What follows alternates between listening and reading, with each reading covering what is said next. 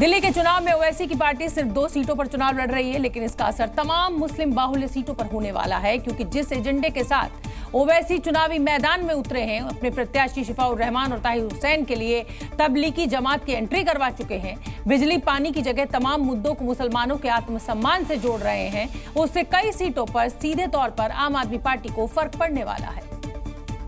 आम आदमी पार्टी ने तबलीगी जमात के ऊपर FIR दर्ज करा के पूरे देश में मुसलमानों के खिलाफ एक झूठा प्रोपेगेंडा मुहैया किया और तबलीगी जमात के बहाने ओवैसी के टारगेट पर एक बार फिर अरविंद केजरीवाल आ चुके हैं। ओवैसी न सिर्फ मुस्लिमों को एकजुट करने के लिए मुस्तफाबाद से शाहीन बाग के चक्कर काट रहे हैं, बल्कि आम आदमी पार्टी का कनेक्शन RSS से भी जोड़ रहे हैं। 2025 में है, वो सही कह रहे हैं, 25 में भी हैं, 27 में भी आएंगे, 2027 में, 2029 में भी आएंगे बराबर आएंगे। उनका जो लीडर छोटा रिचार्ज है उसको कुछ नहीं कह रहे हैं, उसने RSS को लव लेटर लिखा, उनके बड़े अब्बू हैं क्या मोहन भागवत। ओवैसी इसलिए भी आम आदमी पार्टी को टारगेट में ले रहे हैं क्योंकि दिल्ली में मुस्लिम वोट बैंक की संख्या अच्छी खासी है। मुस्लिम मतदाता करीब 20 लाख है, करीब 10 सीटों पर निर्णायक भूमिका में है। यहाँ जीत हार का फैसला मुसलमान करते हैं। माना जाता है कि मुस्लिम वोट बैंक कांग्रेस और आप के पास रहता है। यहाँ तक कि पिछले चुनाव के एक मुश्त आम आदमी पार्टी को मुसलमानों ने वोट दिए। अब इसी पैटर्न को बदलने के लिए ओवैसी पिछले कई दिनों से दिल्ली में चुनाव प्रचार प्रसार कर रहे हैं। चुनाव हो रहा है तो केजरीवाल ओखला की आवाम से कह रहा है वोट कट जाएंगे तो ऐसा हो जाएगा। मेरी एक सवाल का जवाब दो ओखला की जनता, हम वोटर हैं या हम शहरी हैं? हम वोटर हैं या सिटीजन हैं? हालांकि जिस प्रत्याशी के दम पर ओवैसी दिल्ली में आम आदमी पार्टी से 2-2 हाथ करने जा रहे हैं, उन दोनों पर दंगे का आरोप है और दोनों ही कस्टडी में पैरोल पर जेल से बाहर हैं। पानीपत का दूसरा युद्ध 5 नवंबर 1556 को लड़ा गया था। ये लड़ाई दिल्ली पर वर्चस्व के लिए लड़ी गई थी, लेकिन दिल्ली की मौजूदा सियासत में पानीपत तो है नहीं, लेकिन सियासी पद पर पानी के लिए जरूर पिछले कई दिनों से जंग चल रही है, जिसमें एक तरफ आम आदमी पार्टी है तो दूसरी तरफ बीजेपी कांग्रेस और सेंटर में चुनाव आयोग है, जहां नोटिस के बाद अरविंद केजरीवाल यमुना में जहर के सबूत पेश करने पहुंचे थे।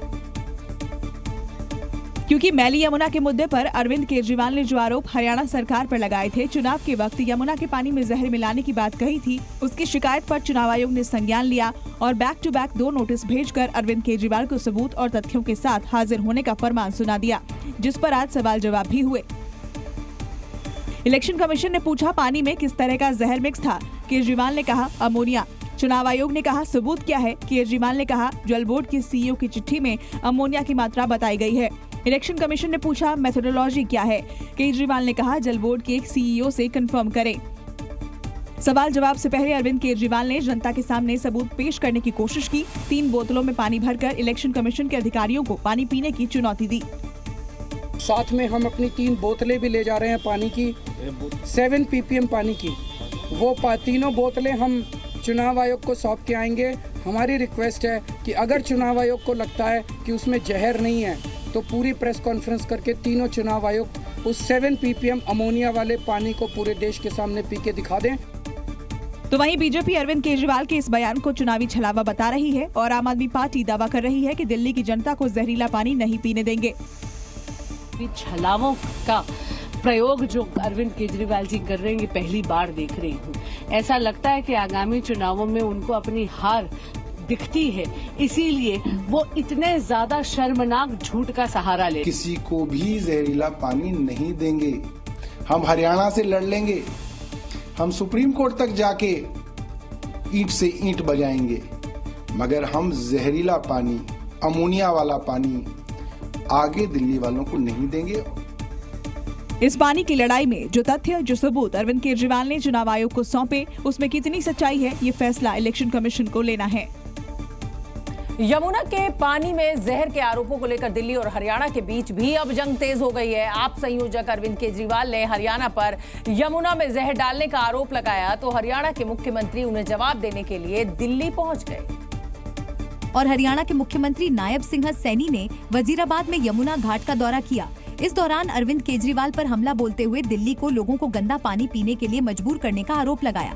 सीएम नायब सिंह सैनी अपने साथ हरियाणा का पानी भी बोतल में भरकर लाए थे। केजरीवाल का पानी है जो दिल्ली के लोग पिछले 10 वर्षों से ये गंदा पानी पीने में मजबूर हो रहे हैं। ये हम हरियाणा से जो पीछे से पानी आ रहा है यमुना में, पवित्र नदी में, ये हम पहुंचा रहे हैं। मैं इसको पी करके आया हूं, मैंने ये पानी पिया है, परंतु केजरीवाल अपनी नाकामियों को छुपाने के लिए अनर्गल प्रचार, अनर्गल आरोप लगा रहा है। वहीं आम आदमी पार्टी ने हरियाणा के सीएम पर पलटवार किया।